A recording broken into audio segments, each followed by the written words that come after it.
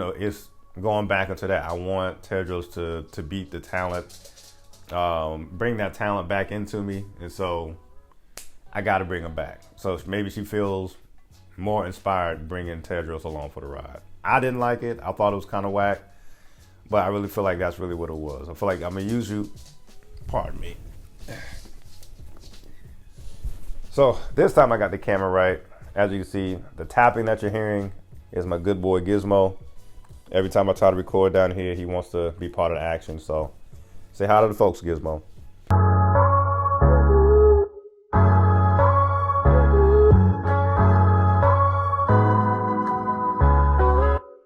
Hey, what up, folks? Another episode of Ryan Reviews Everything. And of course, we got to talk about the season finale of The Idol.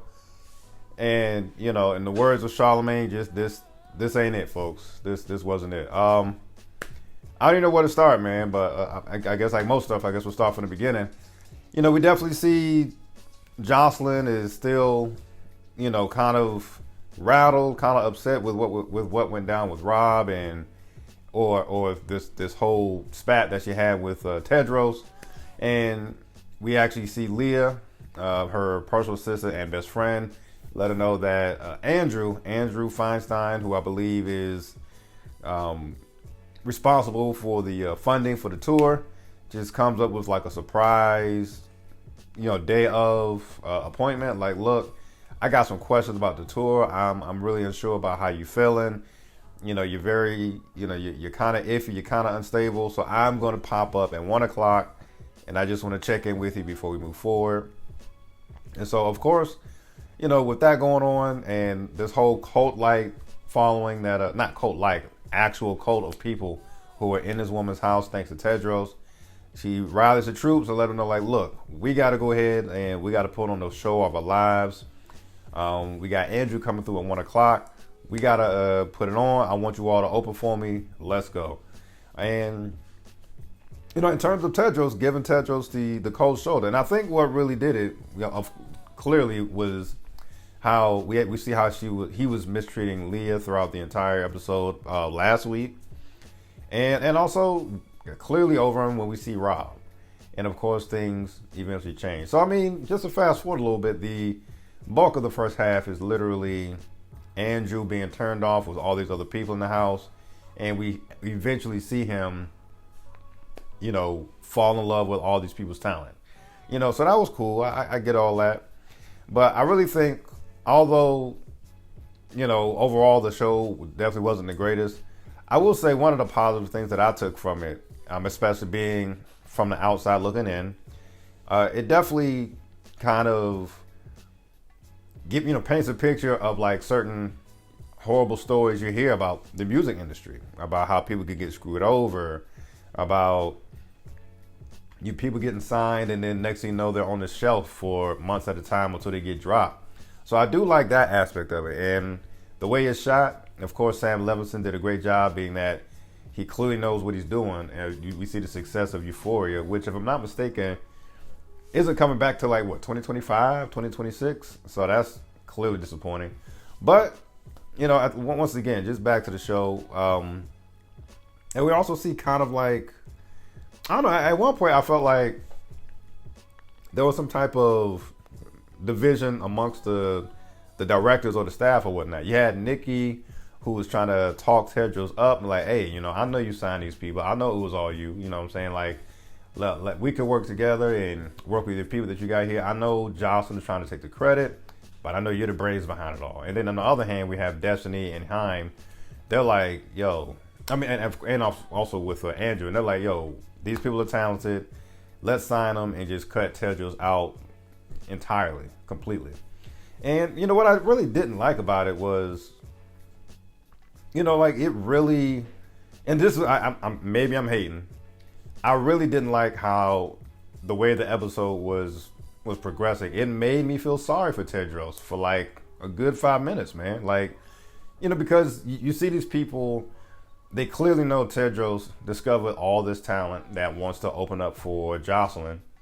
But once again, because we hear these type of stories about how, underhanded and dirty the music industry is, we clearly see these people, they're just trying to cut out Tedros because Granted, he was a terror throughout all five. Well, yeah, definitely throughout all five episodes.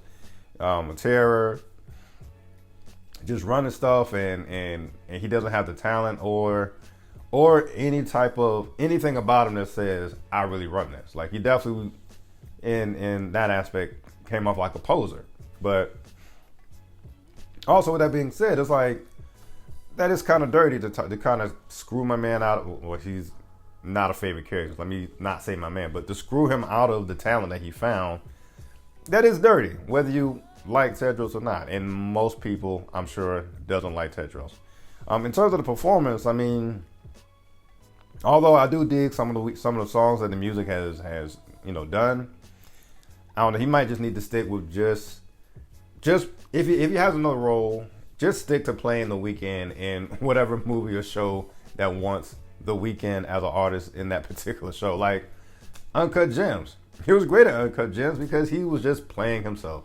I don't need to see him try to play this, jerk of a cult leader type of thing, or, mixed with some fake ass P. Diddy or something like that with a rat tail. It was a lot going on. But if he ever gets another role, let him just be The Weeknd, who is just cameoing in some shit. Similar to Usher. Usher did a great job as playing Usher in Dave. Stuff like that, man. But and another thing I kind of felt sad for, even though it was dirty as well, but we see Diane once again. Like I said earlier, we talked about how it really gives you a vivid picture on how some artists that you may have, take a liking to, fall off the face of the earth. Like Diane is signed. She is verbally promised that she's going to sing this particular hit song from Jocelyn. And of course, we see after after the entire staff is just wowed by these new faces and talent, they're like, yo, let's go back to Diane. We can't drop her because we signed her, but we're just going to put her on the shelf. She cannot sing this song that was originally made for Jocelyn. Put her on the shelf. And you know what? She has to write her own song. So it seems like, that's just what it is. Like, yes, we signed you, but now we're just going to put you on ice because you're not hot anymore. And I remember, not to digress too much, but I remember hearing a particular podcast that I listened to, and I've heard stories where like people like, look, some like managers or execs or whatever will sign particular people because they don't like them, and so they'll sign them just to purposely put them on ice, or just to purposely say they have this big budget, and then next thing you know, just watch them just spiral out of control, going broke, stuff like that. So I really appreciated that aspect of it. In terms of the ending, they could have kept that whole ending, bro. I don't know what they was trying to do with that. Like, I guess, actually, let me take it. I was kind of torn. Like, at one point, it was like, overall, you could definitely keep the ending, but I kind of figured Jocelyn was like, you know what, I really didn't have these hits without the backing of Tedros in the first place. So I really feel like it was kind of, let me bring Tedros back in my life so he can give me more hits, not necessarily because I like him. That's how I looked at it. And we saw that when he walks in there and sees that she has this new hairbrush. And if you remember that whole Ike Turner thing he had going on, I think it was episode 3. I feel like, it's going back into that. I want Tedros to beat the talent, bring that talent back into me. And so I got to bring him back. So maybe she feels more inspired bringing Tedros along for the ride. I didn't like it. I thought it was kind of whack, but I really feel like that's really what it was. I feel like I'm going to use you. Pardon me. So this time I got the camera right. As you can see, the tapping that you're hearing is my good boy Gizmo. Every time I try to record down here, he wants to be part of the action. So say hi to the folks, Gizmo. So anyway, I thought overall, man, it was kind of, it wasn't it.